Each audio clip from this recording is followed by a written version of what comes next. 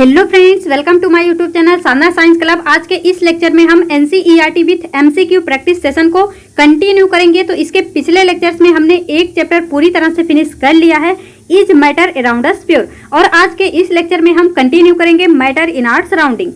तो देखिए, यहाँ पे मैं आपको एक बात जो है प्रीवियस लेक्चर में बताना भूल गई थी, क्योंकि हम यहाँ पे जो है एनसीईआरटी प्लस एमसीक्यू प्रैक्टिस कर रहे हैं। तो कुछ लोग ऐसे भी होंगे जो एनसीईआरटी को कई बार पढ़े होंगे या फिर जिनको हर एक लाइन क्लियर होगा। तो आपको एनसीईआरटी देखने की जरूरत नहीं है, आप स्किप करके डायरेक्ट एमसीक्यू प्रैक्टिस पे पहुंच जाओ और वहां से क्वेश्चन प्रैक्टिस करो, फिर खत्म। लेकिन अगर आप ऐसे हैं कि आपने एनसीईआरटी एक दो बार पढ़ी है या फिर क्लियर नहीं है या फिर दोबारा से ब्रशअप चाहते हैं, तो एनसीईआरटी को पहले देखो, फिर जो है क्वेश्चन प्रैक्टिस करो। और अगर आप स्किप करना चाहो तो कर सकते हो। तो ये जो है आपको बताना था, तो ये आपको क्लियर होगा। तो चलिए स्टार्ट करते हैं मैटर इन आवर सराउंडिंग को। तो देखो, नाम से ही पता है मैटर इन आवर सराउंडिंग, यानी हमारे आसपास में बहुत सारी चीजें हैं जो कि क्या है, मैटर हैं। तो यहाँ पे क्या है, as we look at our surrounding we see a large variety of things with different shape size structure, यानी हमारे आसपास बहुत सारी चीजें हैं। In everything in this universe is made up of material, यानी जो कुछ भी है, मतलब इस यूनिवर्स में जो कुछ भी है वो किसी न किसी कुछ न कुछ मटेरियल से बना है, जिसे साइंटिस्ट लोग क्या बोलते हैं, मैटर। क्या बोलते हैं, मैटर। तो अब यहाँ पे देखो, जो अर्ली टाइम्स में ह्यूमंस होते थे वो क्या मानते थे, यानी since early times human beings have trying to understand their surrounding, यानी जब से ये अर्थ बनी है, जब से ह्यूमंस इवॉल्व हुए हैं, तब से ही वो अपने सराउंडिंग की चीजों को जानने की, अंडरस्टैंड करने की, समझने की कोशिश कर रहे हैं। तो इन अर्ली इंडियन फिलोसफर, जो अर्ली इंडियन फिलोसफर थे, उन्होंने क्लासीफाई किया मैटर को पंच तत्व में। कहाँ पे, मतलब किसमें, पंच तत्व में, यानी कि 5 बेसिक एलिमेंट, जो कि है हमारा, जैसे बोलते हैं ना, मतलब अग्नि, जल, वायु, आकाश। तो इस तरह से air, earth, fire, sky and water. क्षिति, जल, पावक, गगन, समीरा, पंच तत्व मिल बना शरीरा। इस तरह से बोलते हैं ना, तो वही है air, earth, fire, sky and matter. तो ऐसा मानना था इंडियन, जो अर्ली इंडियन फिलोसफर थे। उसके बाद जो एंशिएंट ग्रीक फिलोसफर थे, एंशिएंट ग्रीक फिलोसफर थे, इन लोगों ने ही, मतलब जब मतलब देखो, जब अर्थ इवॉल्व हुआ तो सबके मन में ये था अपने सराउंडिंग को जानने का एक जिज्ञासा। तो यहाँ पे जो अर्ली इंडियन फिलोसफर थे, उन्होंने पंच तत्व में इसको जो है डिवाइड कर दिया मैटर को। ठीक उसी तरह से जो एंशिएंट ग्रीक फिलोसफर थे, इंडियन फिलोसफर जो क्लासिफिकेशन दिए थे, उसी सेम नतीजे पे पहुंचे थे एंशिएंट ग्रीक फिलोसफर, यानी arrived at similar classification of matter. इन्होंने भी मतलब वही 5 चीजें बताई। फिर यहाँ पे देखो, मॉडर्न डे साइंटिस्ट, जो मॉडर्न डे यानी जो आधुनिक साइंटिस्ट हैं हमारे, वो इवॉल्व हुए, मतलब और भी इवॉल्व किए 2 type of classification of matter. इन्होंने जो है मैटर को मतलब इनका 2 टाइप का क्लासिफिकेशन किया। एक तो बेस्ड था उनके फिजिकल प्रॉपर्टी पे, एक बेस्ड था उनके केमिकल नेचर पे। यानी एक तो मैटर का क्लासिफिकेशन होगा उनके फिजिकल प्रॉपर्टीज के बेस पे, एक होगा उनके केमिकल नेचर के बेस पे। तो केमिकल नेचर ऑलरेडी हम पढ़ चुके हैं, केमिकल नेचर वाला तो ऑलरेडी हम पढ़ चुके हैं। अब हमें समझना है कि फिजिकल प्रॉपर्टी के बेस पे किस तरह से हम मैटर को डिवाइड कर सकते हैं। तो देखो, फिजिकल मीन्स क्या होता है, फिजिकल प्रॉपर्टी। तो इसके लास्ट लेक्चर में हमने देखा था ना, फिजिकल प्रॉपर्टी और केमिकल प्रॉपर्टी। तो जो फिजिकल प्रॉपर्टी होती है, तो इस बेस पे हम कैसे मैटर को डिवाइड करते हैं, वो तो आज के लेक्चर में पढ़ेंगे। लेकिन केमिकल नेचर के बेस पे किस तरह से मैटर को डिवाइड किया गया, वो हम कल ही पढ़ चुके थे। एक बार आपको वो समरी फिर से दिखा देती हूँ। जैसे ये देखो, यहाँ पे मैटर को हमने डिवाइड किया उनके केमिकल नेचर के बेस पे। ये हमारे मतलब जो मैटर है, सबसे पहले 2 पार्ट में, यानी प्योर सबस्टांस एंड मिक्सचर, इनमें डिवाइड किया गया। फिर जो प्योर सबस्टांस है उनको भी फर्दर डिवाइड किया गया एलिमेंट एंड कंपाउंड में, और जो मिक्सचर है उनको homogeneous mixture and heterogeneous mixture में जो है डिवाइड किया गया। तो इनका डेफिनेशन यहाँ से जो है आप पढ़ लेना, एलिमेंट क्या है और इनके एग्जाम्पल क्या हैं, फिर कंपाउंड क्या है, इनके एग्जाम्पल क्या है, होमोजीनियस मिक्सचर क्या है, फिर इसका एग्जाम्पल क्या है, हेट्रोजीनियस मिक्सचर क्या है, फिर इसका एग्जाम्पल क्या है। तो ये सारी चीजें जो है हम कल के लेक्चर में डिस्कस कर चुके हैं। तो ये हो गया मैटर का केमिकल नेचर के बेस पे डिवीजन। अब हमको पढ़ना है फिजिकल प्रॉपर्टी के बेस पे डिवीजन। तो चलिए उसको हम कंटिन्यू करते हैं। तो देखो यहाँ पे physical nature of matter, physical nature of matter. तो सबसे पहले फिजिकल नेचर में बात करेंगे हम, matter is made up of particle. यानी जब आप फिजिकल नेचर की बात करोगे मैटर के, तो सबसे पहले आपको पॉइंट जो मिलेगा वो ये है, matter is made up of particle. जो मैटर होते हैं वो पार्टिकल के बने होते हैं, जो मैटर होते हैं वो पार्टिकल के बने होते हैं। फिर यहाँ पे देखो नेक्स्ट क्या है, ये तो सारी एक्टिविटीज हैं, तो इन्हें मतलब जो है ये सब आपको जो एक्टिविटीज दिख रही हैं चाहो तो पढ़ सकते हो, अदरवाइज यहाँ से वैसे क्या ही क्वेश्चन बनेगा। तो यहाँ मतलब जैसे हमने यहाँ देखा जैसे कि जो मैटर है मेड अप ऑफ पार्टिकल, तो बस इसी बात को प्रूव करने के लिए, अब है तो ये 9th क्लास की बुक, तो उन बच्चों को समझाने के लिए मतलब इस तरह से एक्टिविटीज दी गई कि मैटर में नेचर हो, मतलब देखो सॉरी कि मतलब जो मैटर है वो पार्टिकल का बना है कि नहीं, किस तरह से बना है, उसी बात को प्रूव करने के लिए ये सारे यहाँ पे एक्टिविटीज शो किए गए हैं। तो आपको तो ये जानना नहीं है, अगर जानना होगा तो पूरा पढ़ लेना, पता चल जाएगा। तो ये सब वही एक्टिविटीज हैं कि मतलब हम कैसे प्रूव कर सकते हैं कि मैटर जो है वो पार्टिकल का बना होता है। अब देखो how small are these particle of matter, फिर यहाँ पे बताया गया कि कितने छोटे हो सकते हैं ये जो पार्टिकल होते हैं मैटर की, तो उसके लिए भी फिर एक्टिविटी यहाँ पे दी गई है। तो देखो जैसे इस बात को प्रूव करने के लिए कि मैटर जो है पार्टिकल का बना है, बट ये पार्टिकल कितने छोटे हो सकते हैं उसके लिए यहाँ पे ये एक्टिविटी शो किया गया। जैसे यहाँ पे हमने वाटर लिया, वाटर में हमने एक कलर मिक्स कर दिया, कोई भी हमने यहाँ पे एक कलर मिक्स कर दिया, फिर इस कलर में से थोड़ा सा मतलब उठा के आपने है कितना 10 ml आपने फिर से इस पानी में डाल दिया, तो आप देखोगे फिर से इसमें कलर आ गया, फिर से 10 ml निकाल के फिर से 100 ml पानी में डाल दो, फिर से कलर आ गया, फिर 10 ml इसमें से निकाल के फिर से पानी में डाल दो, फिर से, यानी आप देखोगे पहले जो कलर है वो थोड़ा डार्क है, फिर धीरे धीरे डिम होता जाएगा, मतलब होता जाएगा, बट ये कलर खत्म नहीं हो रहा है, यानी पार्टिकल जो है वो बहुत ही छोटे हैं। मतलब इससे हम कंक्लूजन निकाल सकते हैं कि बहुत ही छोटे हैं। तो वही है, मतलब ये जो एक्टिविटीज ऊपर दी गई है, कंक्लूड मतलब इससे कंक्लूजन ये मिलता है that there must be millions of tiny particle in just 1 crystal of potassium permanganate. इस पानी में पोटेशियम परमैंगनेट को डिजोल्व किया गया था, तो वही बता रहा है कि इससे कंक्लूजन ये निकलता है कि मात्र एक क्रिस्टल में 1 crystal of potassium permanganate contain millions of tiny particle which keeps on dividing themselves into smaller and smaller। यानी उसको हम जैसे जैसे पानी में डालते जा रहे हैं वो और भी डिवाइड होता जा रहा है, यानी बहुत ही स्मॉलर से भी स्मॉलर है। The particle of matter are very small, they are small beyond our imagination. यानी पार्टिकल जो है मैटर के वो बहुत ही छोटे हैं और वो हमारे इमेजिनेशन से, यानी हम जितना छोटा सोच सकते हैं उससे भी छोटे हैं कौन, पार्टिकल ऑफ मैटर। अब देखो characteristic of particle of matter. सबसे पहले तो हमने देखा नेचर ऑफ मैटर, तो नेचर ऑफ मैटर ये है कि जो मैटर है वो पार्टिकल का बना होता है। अब हम देखेंगे characteristic of particle of matter. जो मैटर है उनका जो पार्टिकल है उसका कैरेक्टरिस्टिक क्या है, particle of matter have spaces between them. जो पार्टिकल होते हैं मैटर के उनके बीच में क्या होता है, स्पेस होता है। तो फिर से उसी को जो है यहाँ पे क्या किया गया है, एक्टिविटीज के थ्रू मतलब प्रूव किया गया है। फिर हमको तो मेन पढ़ते जाना है। फिर अब देखो यहाँ पे क्या है, particle of matter are continuously moving. जो पार्टिकल है मैटर के वो कंटिन्यूअसली मूव कर रहे हैं। तो फर्स्ट पॉइंट ये है कि इनके बीच में स्पेस होता है, दूसरा पॉइंट ये है कि ये कंटिन्यूअसली मूव करते रहते हैं। अब जैसे यहाँ पे ये जो ऊपर 3 एक्टिविटीज हैं, अबव 3 एक्टिविटीज कंक्लूड, इनसे हम ये कंक्लूड कर सकते हैं particle of matter are continuously moving, जैसे अब यहाँ पे देखो किस तरह से मूव करते हैं। एज द टेम्परेचर राइजेज, जैसे आप जो है जब टेम्परेचर राइज करोगे तो पार्टिकल जो है वो मूव करते हैं फास्टर। क्यों फास्टर मूव करते हैं, जब आप टेम्परेचर को इंक्रीज करोगे काइनेटिक एनर्जी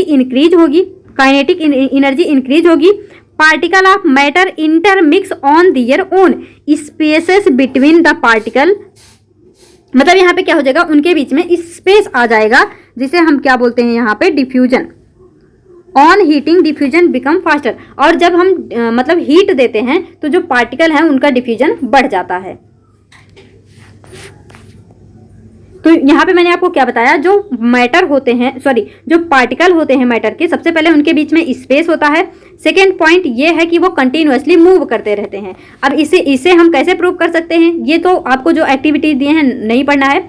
सिंपल सा ये है, इससे हम ऐसे प्रूव कर सकते हैं कि पार्टिकल जो है मूव करते हैं। जैसे मान लो एक बीकर में हमने पानी लिया, क्या लिया, एक बीकर में हमने पानी लिया, तो अभी यहाँ पे मान लो इवेपोरेशन हो भी रहा होगा तो बहुत धीरे धीरे हो रहा होगा, बहुत ही धीरे धीरे हो रहा होगा। या फिर आप देखो मतलब जैसे इंसेंट स्टिक ले लो यानी अगरबत्ती ले लो, तो जब आप ऐसे ही अगरबत्ती को रखो तो उससे उतनी ज़्यादा स्मेल नहीं आती। हाँ, उसको पास से सूंघो तो आएगी, बट जब उसको जला दो तो खूब दूर तक उसकी स्मेल फैल जाती है, तो इसे हम बोलते हैं डिफ्यूजन। तो ऐसा क्या होता है गर्म करने पर, जो यहाँ पे मतलब ये मूव करने लगते हैं। तो जब हम हीट देते हैं किसी भी यहाँ पे मतलब जैसे यहाँ पे हमने पानी लिया है, जब हम इसको हीट दे रहे हैं या फिर हमने इंसेंट स्टिक ले लिया यानी अगरबत्ती ले लिया, जब हम इसको जलाते हैं तो यहाँ पे क्या होता है, जब टेम्परेचर देते हैं तो काइनेटिक एनर्जी बढ़ जाती है। काइनेटिक एनर्जी जब बढ़ती है तो जो पार्टिकल पास पास होते हैं वो दूर दूर होने लगते हैं, वो दूर दूर होने लगते हैं, उनके बीच का स्पेस बढ़ जाता है, जिसे हम बोलते हैं डिफ्यूजन।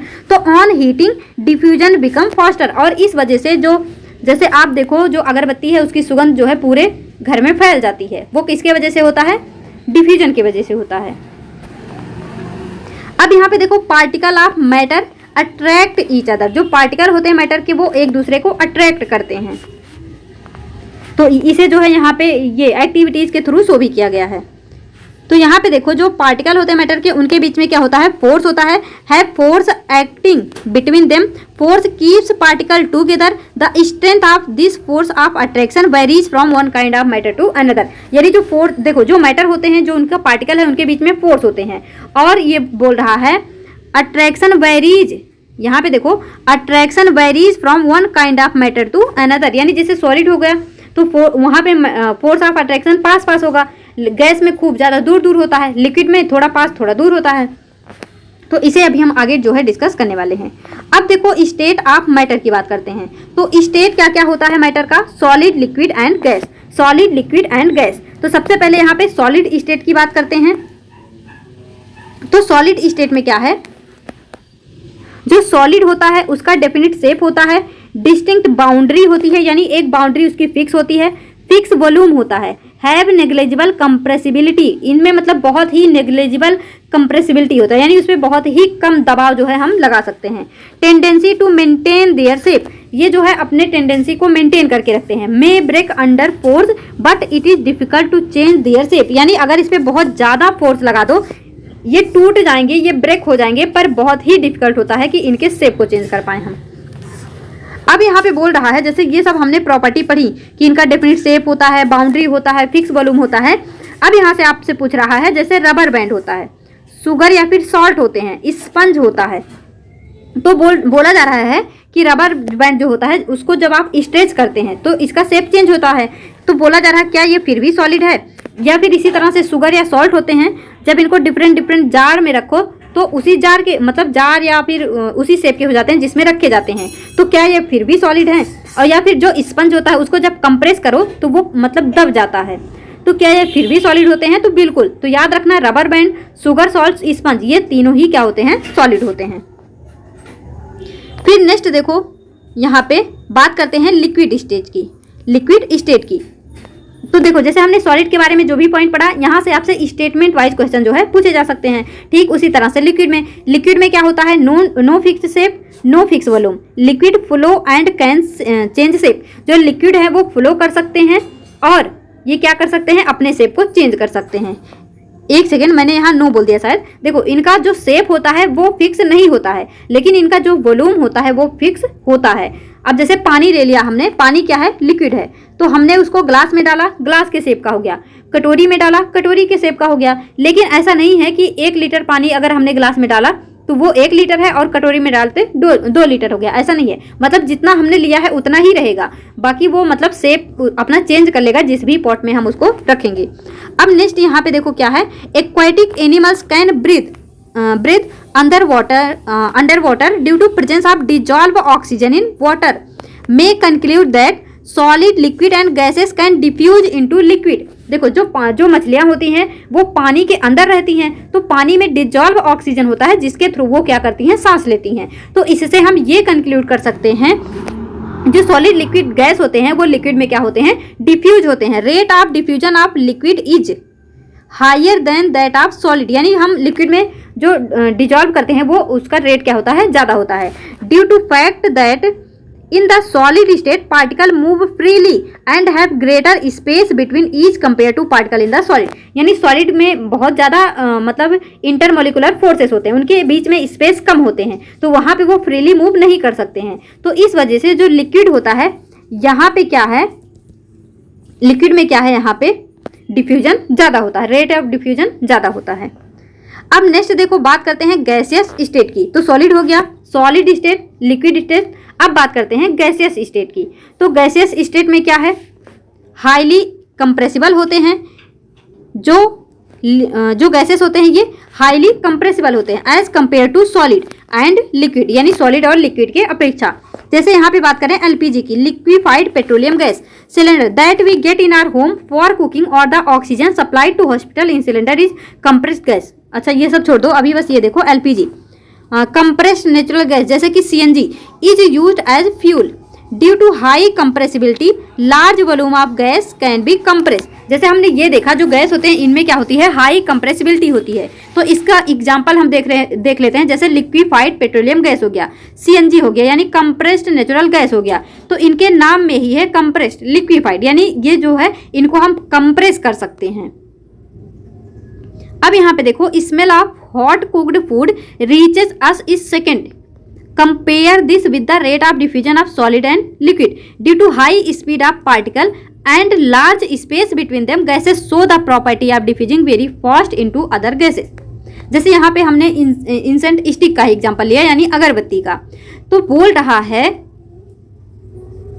कि जो मतलब जैसे गर्म खाना होता है उसका जो स्मेल होता है वो दूर दूर तक फैल जाता है, ठीक उसी तरह से अगरबत्ती की सुगंध पूरे रूम में फैल जाती है। तो ये किस वजह से होता है, क्योंकि जो गैसेस के पार्टिकल होते हैं वो दूर दूर होते हैं और इजीली क्या कर सकते हैं, डिफ्यूज हो सकते हैं। Gases state the particle move randomly at high speed due to this random movement particle hit each other and walls of the container.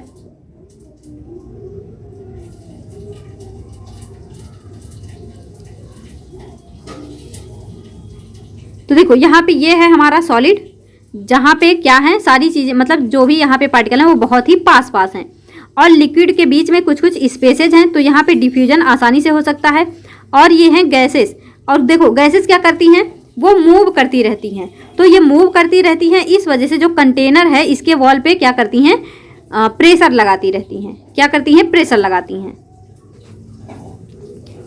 अब यहाँ पे देखो, can matter change its shape, क्या जो मैटर होता है ये अपना शेप चेंज कर सकता है। Water can exist in 3 shape of matter, जो वाटर होता है वो उसके 3 स्टेट ऑफ मैटर होते हैं, जैसे कि क्या होता है, solid as ice, liquid as water and gas as water vapour. तो इससे हमें ये पता चलता है कि ये मतलब अपने स्टेट को चेंज तो कर सकते हैं। जैसे हमने पानी का एग्जांपल लिया, पानी बर्फ भी होता है, यानी सॉलिड भी होता है, लिक्विड भी होता है, गैस भी होता है। तो इससे हमें पता चला कि जो मैटर है वो अपने स्टेट को चेंज तो कर सकते हैं, पर कैसे, how does this change of state takes place, यानी इनके स्टेट में चेंज, मतलब इनका जो भी स्टेट है उसको हम चेंज कैसे कर सकते हैं। तो सबसे पहला effect of change of temperature, यानी इनका जो है हम टेम्परेचर चेंज करके इनको चेंज कर सकते हैं। जैसे अगर जो है जैसे हमने वाटर को जो है फ्रिज में रख दिया, यानी बहुत ही मिनिमम लो टेम्परेचर कर दिया, तो वो बर्फ में चेंज हो गया। अब बर्फ को हीट दे दो, फिर से पानी में चेंज हो गया। तो इनके टेम्परेचर को चेंज करके इनके स्टेट को चेंज किया जा सकता है। तो यहाँ पे क्या है, on increasing the temperature of solid kinetic energy of particle increase. जैसे हम सॉलिड को हीट करते हैं तो उनका काइनेटिक एनर्जी जो है पार्टिकल का वो इंक्रीज हो जाता है। Particles start vibrating with greater speed, जो पार्टिकल हैं वो बहुत ही तेज स्पीड के साथ में वाइब्रेट करने लगते हैं। Energy supplied by heat overcome the force of attraction, जो इनके बीच में फोर्स ऑफ अट्रैक्शन है वो क्या हो जाता है, कम हो जाता है। Particle leaves their fix position, इनका जो फिक्स पोजीशन है वो वो भी हट जाता है। स्टार्ट मूविंग मोर फ्रीली, ये जो अब तक आपस में बंधे हुए थे वो क्या करते हैं, फ्रीली मूव करना स्टार्ट कर देते हैं। A state is reached when solid melt converted to a liquid, मतलब एक स्टेट ऐसा आता है जब सॉलिड पूरी तरह मेल्ट हो जाता है और लिक्विड में चेंज हो जाता है। Minimum temperature at which a solid melt to become a liquid at the temperature pressure, उसे हम बोलते हैं मेल्टिंग पॉइंट। क्या बोलते हैं, मेल्टिंग पॉइंट। तो यहाँ से डायरेक्ट क्वेश्चन जो है पूछा जा सकता है मतलब ये डेफिनेशन देके कि इसे क्या बोलते हैं, melting point, boiling point, freezing point, इस तरह से कुछ भी ऑप्शन बना सकते हैं। तो melting point of a solid is an indication of the strength of the force of attraction between its particle. Melting point of ice, इसे डायरेक्ट याद रखना, ऑलरेडी क्वेश्चन पूछा गया है। मेल्टिंग पॉइंट कितना होता है बर्फ का, 273.15 केल्विन। कितना होता है, 273.15 केल्विन। डायरेक्ट याद रखना, डायरेक्ट क्वेश्चन यहाँ से पूछा जा सकता है फिर से।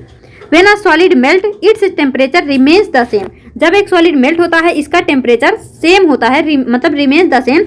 So where does the heat energy go?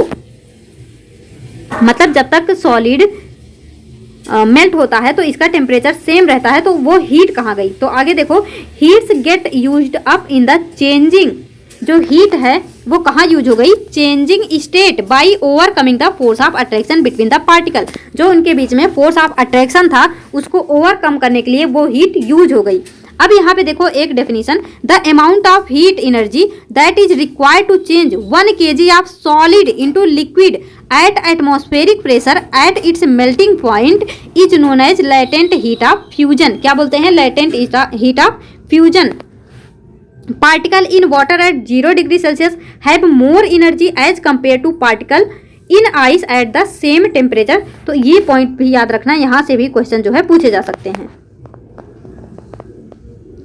Temperature at which a liquid start boiling at the atmospheric pressure, इसे हम बोलते हैं बॉइलिंग प्रेशर।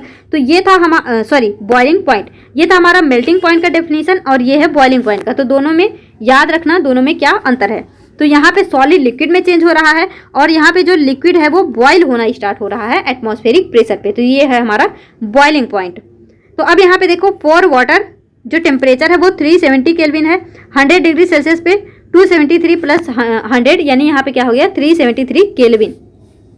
तो सेल्सियस को केल्विन में चेंज करने के लिए हम क्या करते हैं, 100 प्लस करते हैं। Water vapour at 373 kelvin have more energy than water at the same temperature. This is because particle in steam have absorb extra energy in the form of latent heat of vaporisation. तो ये दोनों point, ये point और अभी जो ऊपर बताया ये दोनों ही याद रखना। यहाँ पे क्या बोल रहा है, जैसे आप जो है कभी रोटी बनाते समय देखो, अगर भाप लग जाए तो आग से जलने से ज़्यादा जो कष्ट होता है वो होता है भाप से जलने पर।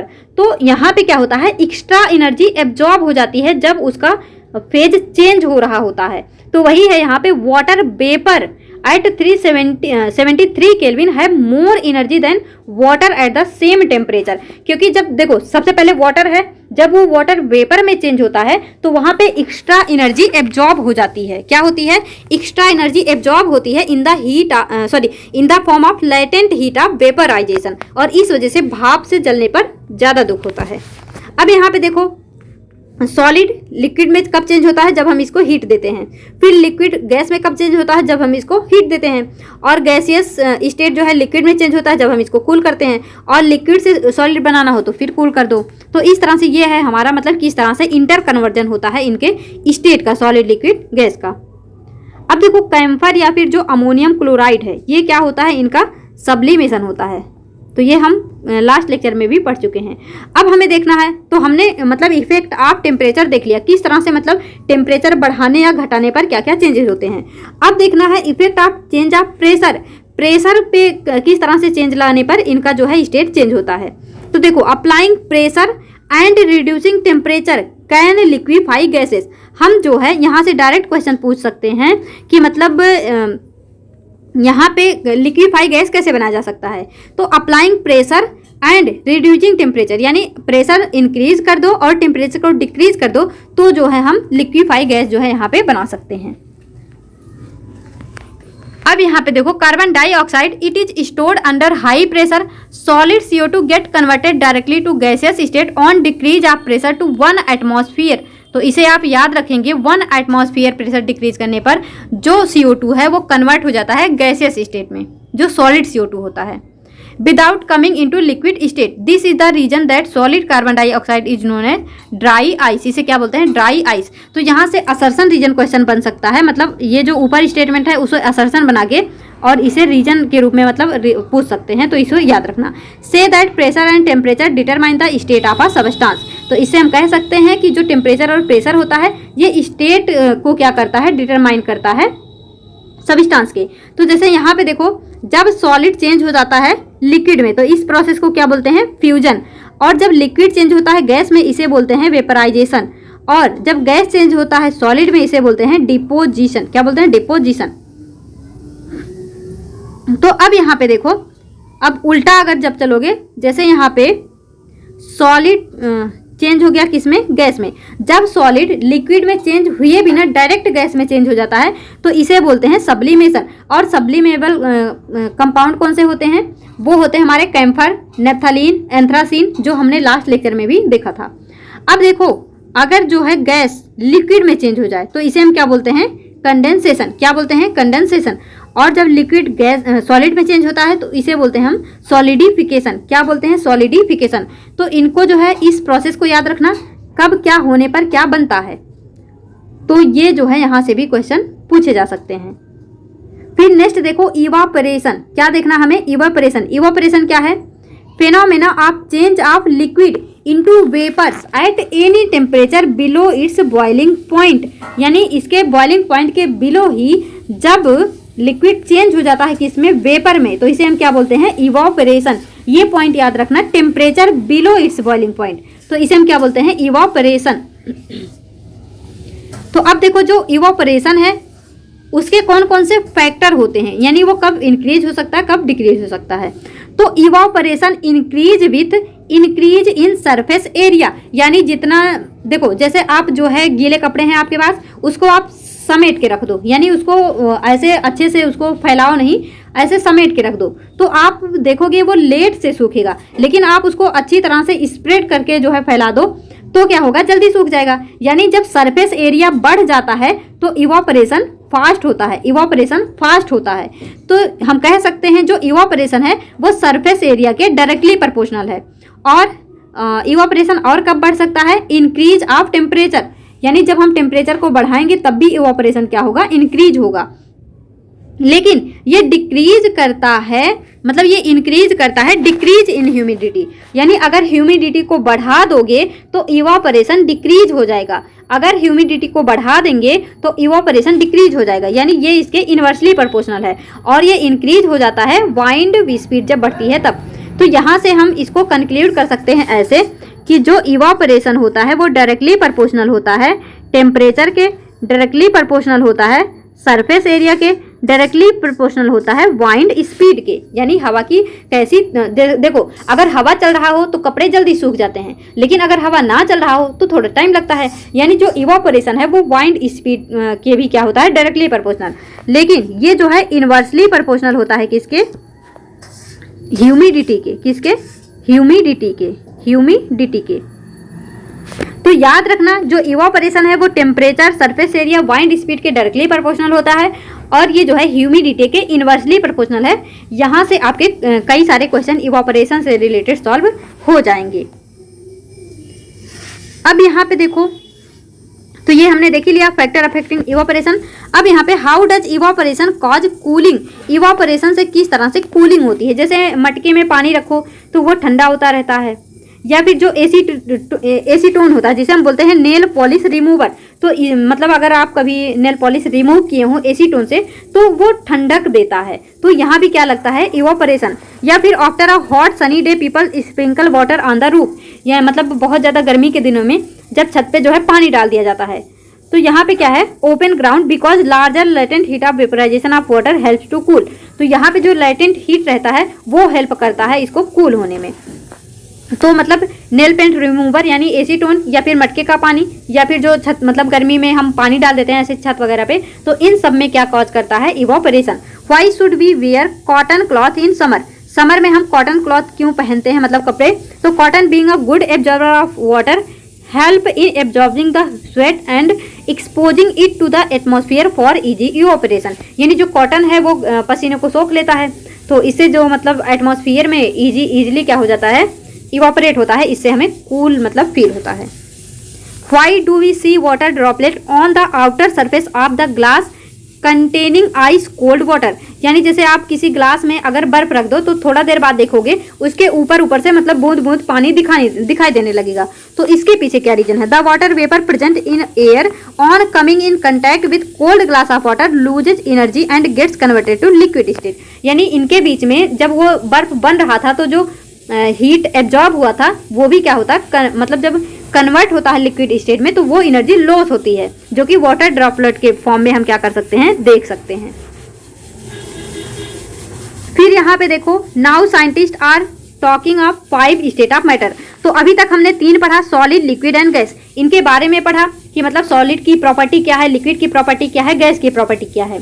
फिर हमने देखा इनका इंटर कन्वर्जन कैसे होता है आपस में, बाई मतलब किस तरह से टेम्परेचर या प्रेशर को इंक्रीज या डिक्रीज करके कैसे इनको हम कन्वर्ट कर सकते हैं।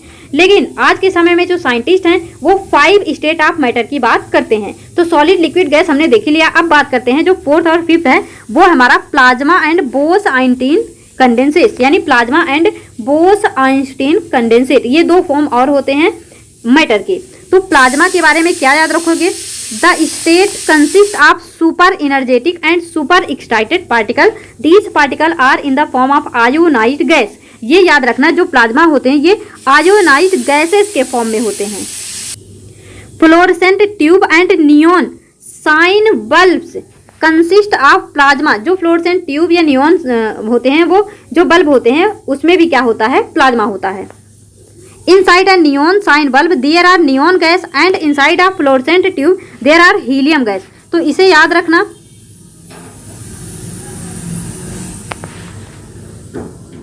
जो नियॉन साइन बल्ब होता है इनके अंदर नियॉन गैस होता है और जो फ्लोरेसेंट ट्यूब होता है इनके अंदर हीलियम गैस होता है।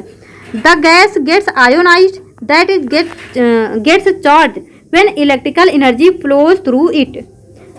This charging up create a plasma going inside the tube or bulb. The plasma glows with a special colors depending on the nature of gas. यानी जो प्लाज्मा है इसके बारे में और एक पॉइंट याद रखोगे, ग्लो मतलब ये ग्लो करती है, चमकती है, depending on the nature of gas मतलब किस तरह का गैस है उसके नेचर पे डिपेंड करती है। The sun and stars glow, यानी जो सूर्य और जो तारे चमकते हैं because of the presence of plasma in them, क्योंकि उसमें प्लाज्मा प्रेजेंट होता है। The plasma is created in stars because of very high temperature, क्योंकि जो स्टार्स होते हैं उनका टेम्परेचर क्या होता है, बहुत हाई होता है, इस वजह से वो उनमें क्या होता है, प्लाज्मा क्रिएट हो जाता है। फिर यहाँ पे बात करते हैं बोस-आइंस्टीन कंडेंसेट की। तो इसके बारे में क्या है, मतलब ये सब तो साइंटिस्ट हैं। इन 1920 Indian physicist Satyendra Nath Bose had done some calculation for a 5th state of matter. Building on his calculation, Albert Einstein predicted a new state of matter, the Bose-Einstein condensate. In 2001, Eric A. Cornell, Wolfgang Kettler, Carl E. Weizmann of USA received a Nobel Prize in Physics for achieving Bose-Einstein condensate। अच्छा, मतलब यहाँ पे ये सारे scientist के नाम ही है, मतलब इन सबको जो है इसके बारे में बताने के लिए नोबेल प्राइज मिला था। BEC is formed by cooling a gas of extremely low density. इसके बारे में मोस्ट इंपॉर्टेंट लाइन, BEC कब फॉर्म होता है, by cooling a gas of extremely low density about 100,000 the density of normal air to super low temperature you can log on. अच्छा, ये मतलब बताया है कि यहाँ पे इसके बारे में देख सकते हो, पढ़ सकते हो। तो ये है हमारे सत्येंद्र नाथ बोस और ये है अल्बर्ट आइंस्टीन। तो इन दोनों लोगों ने मतलब, और यहाँ पे USA के कुछ मतलब कार्ल ई वीज और वोल्फगैंग केटलर, कॉर्नेल, ये सब लोगों ने मिलकर मतलब बताया था इसके बारे में, और इन लोगों को जो है नोबेल प्राइज भी इसके थ्रू जो है मिला था। तो अब यहाँ पे देखो कुछ इसके समरी पॉइंट में क्या है, state of matter are inter convertible. जो स्टेट ऑफ मैटर है वो इंटर कन्वर्टिबल होते हैं। The state of matter can be changed by changing temperature और pressure. Boiling is the bulk phenomena, particle form the bulk whole of the liquid change into water stage. तो ये point important है, जो boiling है वो bulk phenomena होता है। The rate of evaporation depend upon the surface area, exposed atmosphere, the temperature, humidity and wind speed. तो यहाँ से हमने ये भी देखा जो इवापोरेशन है वो डायरेक्टली प्रोपोर्शनल होता है किसके टेम्परेचर के और सरफेस एरिया के और वाइंड स्पीड के, और ये इन्वर्सली प्रोपोर्शनल होता है किसके, ह्यूमिडिटी के। तो इस पॉइंट को याद रखना। तो यहाँ पे ये हमारा जो चैप्टर है वो फिनिश होता है। ये चाहो ये सिंबल वगैरह याद कर सकते हो। तो चलिए अब जो है इसका हम क्वेश्चन डिस्कस करते हैं। और देखो एनसीईआरटी अगर आपने कई बार पढ़ी है, आपके सारे पॉइंट क्लियर हैं, तो डायरेक्ट यहाँ से जो है आप क्वेश्चन को अटेंड कर सकते हो, प्रैक्टिस कर सकते हो। तो चलिए अब क्वेश्चन भी डिस्कस कर लेते हैं। चैप्टर तो हमारा डिस्कस हो चुका है। तो देखो यहाँ पे हम वैसे टोटल 40 क्वेश्चन है। अब मैं नहीं बोलूँगी कि कितना हमसे हो पाएगा कितना नहीं, जितना हो पाएगा करेंगे, उसके बाद जो बचेगा उसको नेक्स्ट वीडियो में कर लेंगे। जो भी करेंगे मस्त करेंगे, ज़बरदस्त तरीके से करेंगे। ऐसा नहीं है कि भगा भगा के कुछ भी करेंगे, आराम से समझ समझ के स्लोली करेंगे ताकि हमसे हर एक क्वेश्चन एग्जाम में बन पाए। तो देखो पहला क्वेश्चन क्या है, which of the following element is liquid at room temperature. कौन सा यहाँ पे एलिमेंट है जो कि लिक्विड होता है रूम टेम्परेचर पे, ये हमें बताना है। तो सबको पता है क्या होता है, मरकरी होता है। तो ये सिंपल सा आंसर है, इसमें कोई मतलब कॉन्सेप्ट जैसी चीज़ें है ही नहीं समझने लायक। तो ये हो गया मरकरी। अब नेक्स्ट क्वेश्चन देखो, विच one of the following is not a matter. कौन मैटर नहीं होता है। तो मैटर का डेफिनेशन हमने क्या पढ़ा था, जो कुछ स्पेस घेरता हो, जिसका कुछ शेप होता है, कुछ वॉल्यूम होता है, तो वो सब हमारे मैटर होते हैं। तो एयर हो गया, वाटर हो गया, पेपर हो गया, या फिर नॉन ऑफ दीज, या फिर स्माइल। तो देखो स्माइल क्या है, ये कोई मैटर नहीं है, स्माइल कोई मैटर नहीं है। तो यहाँ पे हमसे पूछा है नॉट अ मैटर, तो नॉट अ मैटर क्या हो जाएगा, स्माइल। तो नेक्स्ट क्वेश्चन देखो, इजी इजी से क्वेश्चन है, अभी फर्स्ट चैप्टर ही है हमारा, इंट्रोडक्टरी चैप्टर। तो यहाँ पे देखते हैं नेक्स्ट क्या है, which one of the following statement is not correct about solid. Solid के बारे में आपको नॉट करेक्ट स्टेटमेंट बताना है। नॉट करेक्ट मीन्स क्या हो जाएगा, इनकरेक्ट, यानी इनकरेक्ट बताना है। सॉलिड है फिक्स शेप, बिल्कुल सही है। जैसे आप मोबाइल में लेक्चर देख रहे होंगे तो आपके मोबाइल का क्या है, एक फिक्स शेप है, क्योंकि मोबाइल क्या है, सॉलिड है। सॉलिड है फिक्स वॉल्यूम, इसका उसका एक जो वॉल्यूम है फिक्स होता है, बिल्कुल सही है। सॉलिड है हाई डेंसिटी, इसकी हाई डेंसिटी होती है, ये भी सही है। बट यहाँ पे जो स्टेटमेंट है सॉलिड कैन फ्लो, मतलब सॉलिड जो है बह सकता है। ऐसे तो हम मोबाइल में लेक्चर देख रहे हैं, हमारा मोबाइल थोड़ी देर बाद फ्लो कर जाएगा, बट ऐसा तो नहीं होता है। तो यहाँ पे नॉट करेक्ट क्या हो जाएगा, सॉलिड कैन फ्लो बोल रहा है, ये हमारा इनकरेक्ट है, नॉट करेक्ट है, क्योंकि सॉलिड फ्लो नहीं कर सकता है। वो तो उसका जो वॉल्यूम है, जो शेप है, वो फिक्स है, तो वो फ्लो नहीं करता है। Next question, which of the following statement is correct. कौन सा स्टेटमेंट क्या है, करेक्ट है। स्टेटमेंट 1 क्या है, in solids molecule are tightly packed, बिल्कुल सही है। सॉलिड में जो मॉलिक्यूल होता है वो बिल्कुल पास होता है, बहुत ही पास होता है, यानी टाइटली पैक्ड होता है। नेक्स्ट है, force of attraction between molecule in solid is very weak. बोल रहा है force of attraction between molecule in solid very weak, very weak नहीं होता है, यहाँ पे ये स्ट्रॉन्ग होता है। तो एक तरफ बोल रहा है कि मॉलिक्यूल टाइटली पैक्ड होते हैं, और एक तरफ बोल रहा है कि यहाँ पे मतलब जो फोर्स ऑफ अट्रैक्शन है वो वीक है। तो ये वीक नहीं होता, स्ट्रॉन्ग होता है, इसी वजह से ये इतने टाइटली पैक होते हैं। तो यहाँ पे क्या है, करेक्ट पूछा है, तो ओनली स्टेटमेंट 1 इज करेक्ट, यानी स्टेटमेंट 1 ओनली क्या है हमारा, करेक्ट है, क्योंकि सेकेंड तो इनकरेक्ट है। Next question, which one of the following is correct about gas. Gas के बारे में आपको करेक्ट स्टेटमेंट बताना है, तो क्या हो जाएगा, a gas does not have a fix shape. एक गैस जो है उसका कोई फिक्स शेप नहीं होता है, जो गैस होता है उसका कोई फिक्स शेप नहीं होता है। A gas does not have fix volume, उसका कोई फिक्स वॉल्यूम नहीं होता है। A gas can B compressed easily, तो यहाँ पे ये सारे ही स्टेटमेंट क्या है, सही है। तो क्या हो जाएगा हमारा correct about gas, all of the above, क्या हो जाएगा, ऑल ऑफ द एबव।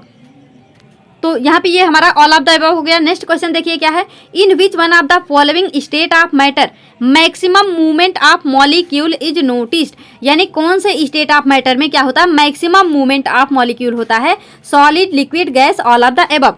तो आपको पता ही होगा जो गैस होते हैं उसके जो पार्टिकल होते हैं वो बहुत ही दूर दूर होते हैं, तो यहाँ पे इजीली क्या होता है, मैक्सिमम मूवमेंट हो सकता है। और सॉलिड में बहुत ही लेस मूवमेंट होता है क्योंकि ये पास होते हैं। तो करेक्ट आंसर क्या हो जाएगा, option number C. Next question, the temperature at which a solid substance melt at atmospheric pressure. यानी एटमॉस्फेरिक प्रेशर में जब कोई सॉलिड मेल्ट हो जाता है तो उसे हम क्या बोलते हैं, मेल्टिंग पॉइंट। क्या बोलते हैं, मेल्टिंग पॉइंट। डायरेक्ट हमारी एनसीईआरटी की सभी लाइंस हैं, तो इसको फटाफट करते जाओ, कुछ भी समझाने लायक नहीं है। क्योंकि हमने एनसीईआरटी में सब कुछ समझ लिया है। तो अब यहाँ से फटाफट इसको कर लेते हैं। तो देखो अगर यहाँ पे बोलता कि बॉयल होता है तो यहाँ पे ये बॉइलिंग पॉइंट हो जाता, बट हमसे बोल रहा मेल्ट एट एटमॉस्फेरिक प्रेशर, तो ये है हमारा मेल्टिंग पॉइंट। नेक्स्ट देखो क्या है, which one of the following statement is correct, कौन सा statement correct. Physical state of a substance can be change by changing its temperature, जो मतलब जो फिजिकल स्टेट होता किसी सबस्टांस का, उसको टेम्परेचर को चेंज करके हम उसे चेंज कर सकते हैं। तो बिल्कुल सही है। जैसे हमारा सॉलिड है, अगर हम सॉलिड को टेम्परेचर दे देंगे तो ये लिक्विड में कन्वर्ट हो जाएगा, यानी इसका जो स्टेट था वो चेंज हो गया। तो ये हमारा करेक्ट स्टेटमेंट है। अब बोल रहा है by physical state of substance can be change by changing pressure. अब जैसे देखो हमारे पास कोई गैस है, गैस पे हम प्रेशर लगा के उसको कंप्रेस करके एक सिलेंडर में भर सकते हैं, यानी हम उसके जो गैस है उसको जब कंप्रेस करते हैं वो लिक्विड फॉर्म में चेंज हो जाता है। तो physical state of substance can be change by changing pressure बिल्कुल सही है।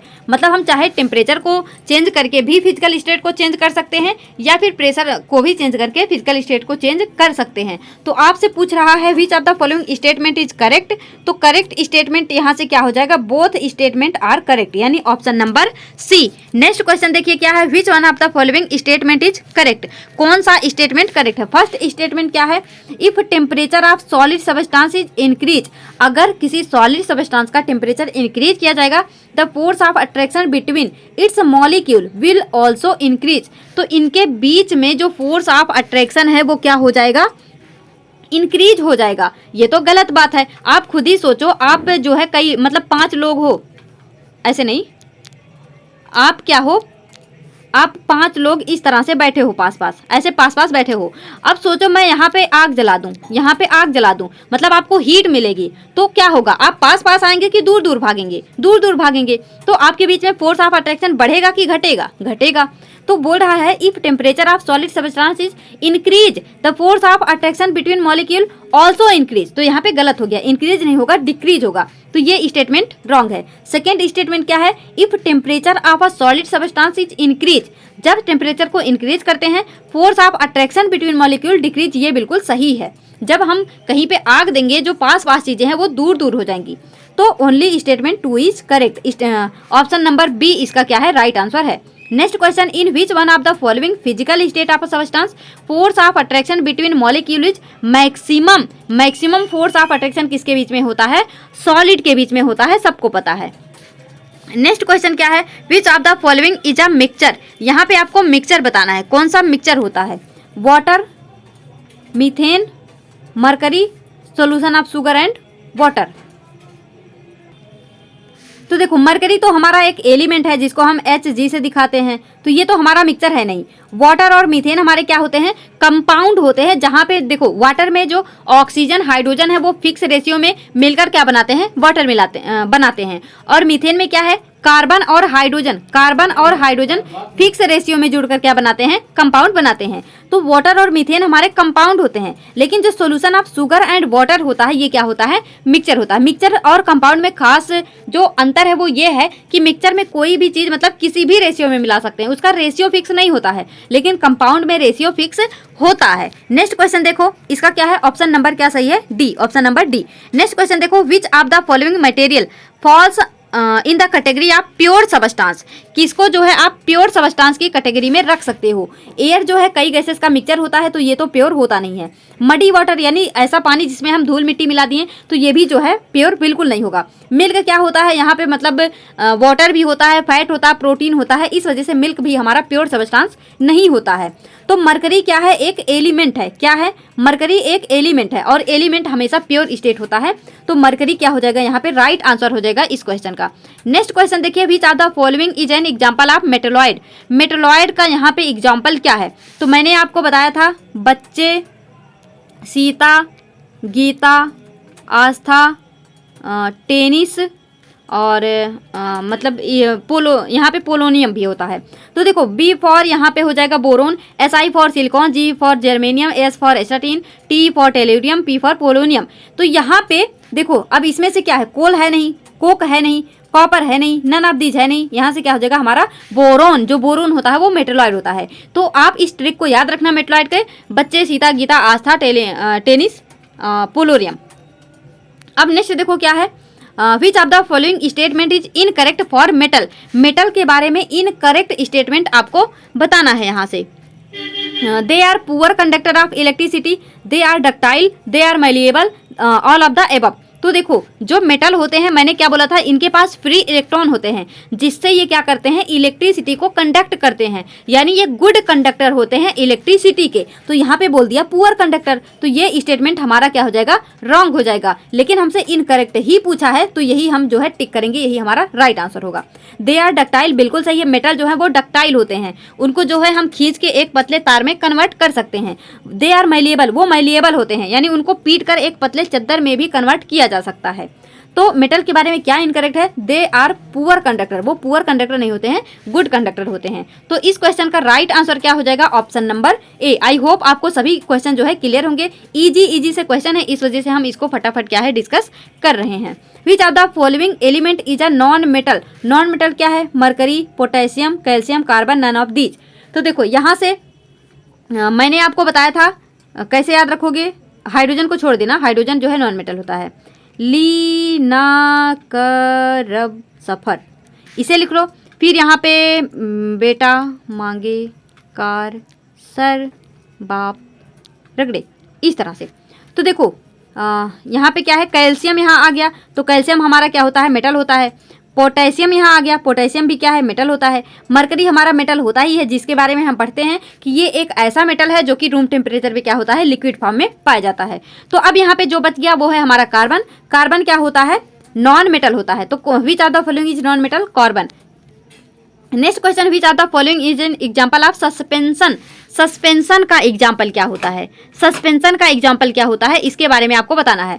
तो देखो, solution of sugar and water, solution of sugar and water, muddy water, milk, crystal of copper sulphate, या फिर नन ऑफ दिस। तो सस्पेंशन क्या होते हैं, देखो हमने तीन चीजें पढ़ी थी, एक था हमारा सॉल्यूशन, एक था सस्पेंशन, एक था कोलाइड्स। Solution, suspension, colloids. हमने सॉल्यूशन में देखा था यहाँ पे कोई मतलब पाथ ऑफ लाइट विजिबल नहीं होता, यानी ये किसी भी प्रकार का कोई टिंडल इफेक्ट शो नहीं करते हैं। जो कोलाइड्स होते हैं ये देखने में तो होमोजीनियस लगते हैं पर ये हेट्रोजीनियस होते हैं, और सस्पेंशन क्या होते हैं, हमेशा हेट्रोजीनियस होते हैं। तो हेट्रोजीनियस का एग्जाम्पल ढूंढ लो, वही हमारा सस्पेंशन का एग्जाम्पल हो जाएगा। तो यहाँ पे जो मडी वाटर होता है यही होता है हमारा हेट्रोजीनियस मिक्सचर, तो यही है हमारा यहाँ पे क्या, सस्पेंशन। आई होप ये क्वेश्चन भी आपको क्लियर होगा। अगर आपको किसी क्वेश्चन में कोई डाउट हो तो आप जो है कमेंट बॉक्स में लिख सकते हो, मैं आपको पक्का उसको जो है बताऊंगी। Which one of the following statement is correct, correct बताना है। Non metal are generally hard, जो नॉन मेटल होते हैं जनरली वो हार्ड होते हैं। Non metal have high tensile strength, इनकी जो मतलब टेंसाइल स्ट्रेंथ होती है वो हाई होती है। Non metal have low density, या फिर ऑल ऑफ द एबव। तो इसके बारे में करेक्ट स्टेटमेंट बताना है।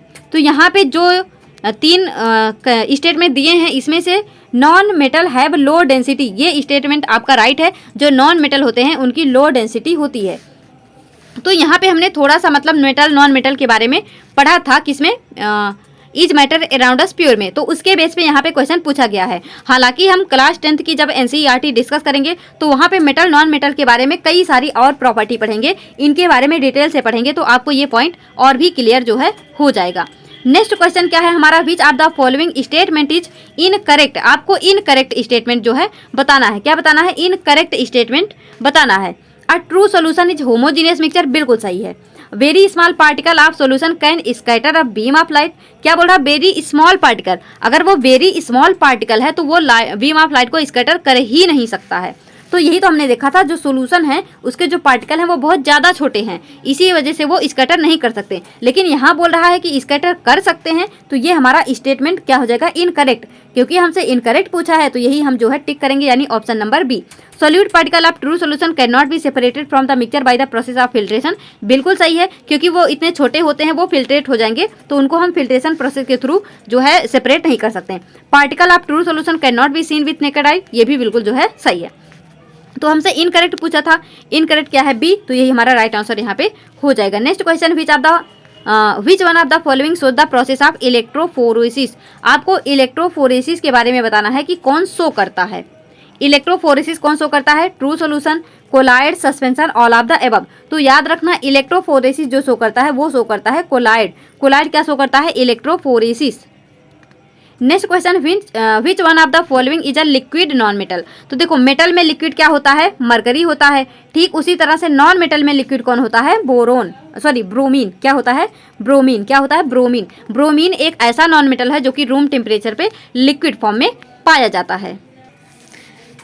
तो नेक्स्ट क्वेश्चन देखिए क्या है, which one of the following statement is incorrect. अच्छा ये हमारा हो गया। ठीक है, इसमें देखो कौन सा आपको इनकरेक्ट बताना है, इनकरेक्ट स्टेटमेंट बताना है। देखो क्या बोल रहा है, increase in surface area, increase the rate of evaporation, increase in temperature, increase the rate of evaporation, increase in humidity, increase the rate of evaporation, increase in wind speed, increase the rate of evaporation. मैंने आपको एक जो है इतना बढ़िया सा इसका वो बताया था, एक माइंड मैप बना के, कि उससे आपके सारे क्वेश्चन बन जाएंगे। तो कैसे बन जाएंगे, अभी यहाँ देखो मैंने आपको क्या बताया था, जो रेट ऑफ इवापोरेशन होता है, जो रेट ऑफ इवापोरेशन होता है directly proportional to temperature, directly proportional to surface area, directly proportional to wind speed और इनवर्सली प्रोपोर्शनल टू क्या होता है, ह्यूमिडिटी।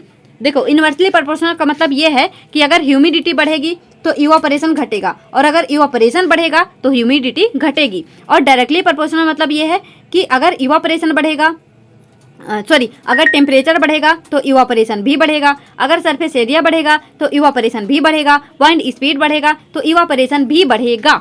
तो अब यहाँ पे देख लो क्या है, अगर पहला स्टेटमेंट क्या है, increase in surface area, increase the rate of evaporation बिल्कुल सही है क्योंकि ये इसके डायरेक्टली प्रोपोर्शनल है।